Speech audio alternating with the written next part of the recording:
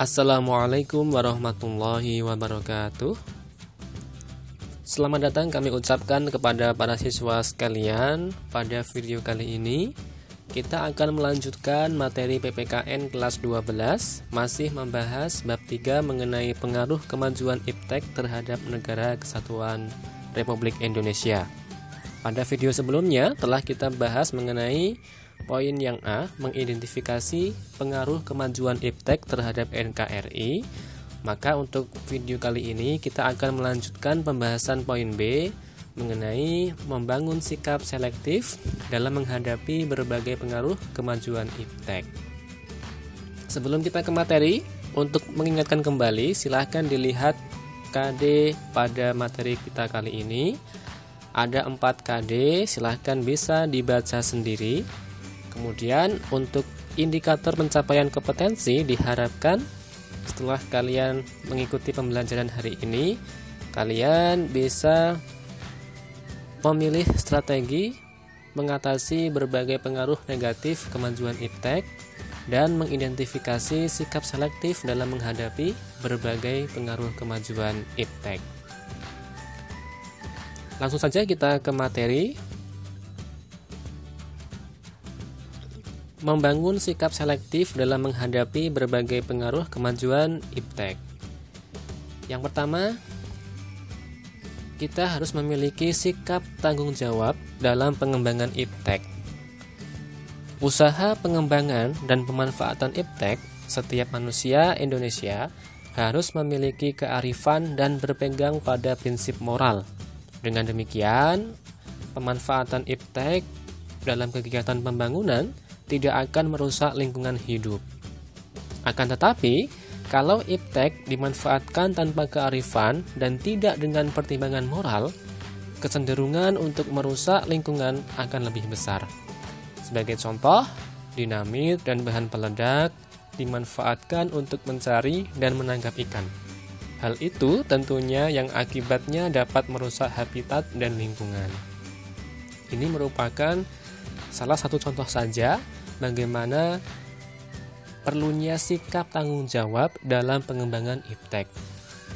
Tentunya bisa diterapkan dalam setiap bidang kehidupan, bahwasanya kita bisa mengembangkan iptek namun harus dengan sikap tanggung jawab.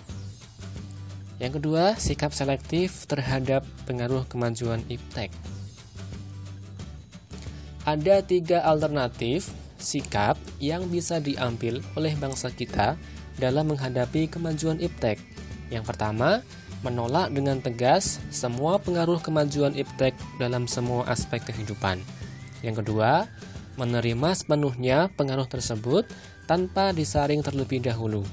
Dan yang ketiga, bersikap selektif terhadap pengaruh tersebut, yaitu kita mengambil hal-hal positif dari kemajuan iptek dan membuang hal-hal negatifnya.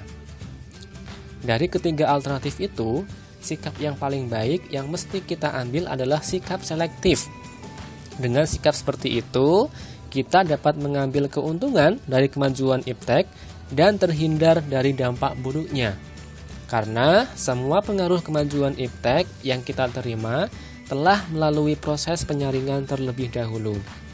Adapun alat penyaringnya adalah Pancasila. Nilai-nilai Pancasila merupakan cerminan dari nilai-nilai budaya bangsa yang dapat diterima oleh semua kalangan, sehingga dapat dijadikan benteng yang kokoh dalam menghadang pengaruh negatif dari kemajuan iptek. Nah, bagaimana sikap selektif dari masing-masing bidang? Kita buka yang pertama, sikap selektif terhadap pengaruh kemajuan iptek di bidang politik. Bangsa Indonesia harus mampu menunjukkan eksistensinya sebagai negara yang kuat dan mandiri, namun tidak meninggalkan kemitraan dan kerjasama dengan negara-negara lain dalam hubungan yang seimbang, saling menguntungkan, saling menghormati, dan menghargai hak dan kewajiban masing-masing. Untuk mencapai hal tersebut, bangsa Indonesia harus segera mewujudkan hal berikut. Yang pertama, mengembangkan demokratisasi dalam segala bidang. Yang kedua, mengaktifkan masyarakat sipil dalam arena politik.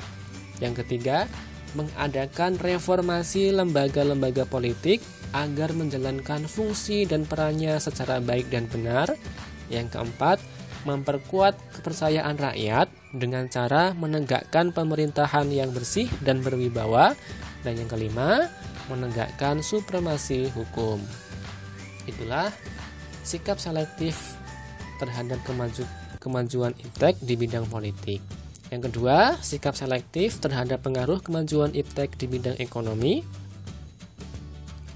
Sistem ekonomi kerakyatan merupakan senjata ampuh untuk melumpuhkan pengaruh negatif dari kemajuan iptek dan memperkuat kemandirian bangsa kita dalam semua hal.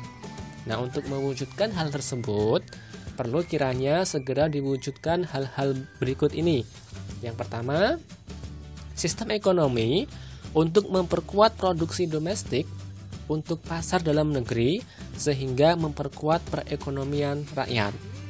Yang kedua, pertanian dijadikan prioritas utama karena mayoritas penduduk Indonesia bermata pencaharian sebagai petani. Yang ketiga, industri-industri haruslah menggunakan bahan baku dalam negeri sehingga tidak bergantung impor dari luar negeri. Yang keempat, diadakan perekonomian yang berorientasi pada kesejahteraan rakyat. Artinya, segala sesuatu yang menguasai hajat hidup orang banyak haruslah bersifat murah dan terjangkau. Dan yang kelima, tidak bergantung pada badan-badan multilateral seperti pada IMF, Bank Dunia, dan WTO. Itulah sikap selektif dalam bidang ekonomi. Kemudian yang ketiga, di bidang sosial budaya, kemajuan iptek salah satunya ditandai dengan adanya kemajuan ilmu pengetahuan dan teknologi. Agar hal tersebut bersifat positif dan dapat diserap ke dalam budaya kehidupan kita sehari-hari, maka kita perlu mengusahakan perubahan nilai dan perilaku. Antara lain, yang pertama, terbuka terhadap inovasi dan perubahan. Yang kedua, berorientasi pada masa depan daripada masa lampau. Yang ketiga, dapat memanfaatkan kegunaan iptek. Yang keempat, menghargai pekerjaan sesuai dengan prestasi. Dan yang kelima, menggunakan potensi lingkungan secara tepat untuk pembangunan berkelanjutan. Itulah tadi berbagai macam sikap selektif terhadap pengaruh kemajuan iptek di berbagai bidang. Semoga kita bisa menerapkannya dalam kehidupan sehari-hari. Mungkin itu saja untuk materi kita kali ini mengenai sikap selektif dalam menghadapi berbagai pengaruh kemajuan iptek. Semoga bermanfaat. Wassalamualaikum warahmatullahi wabarakatuh.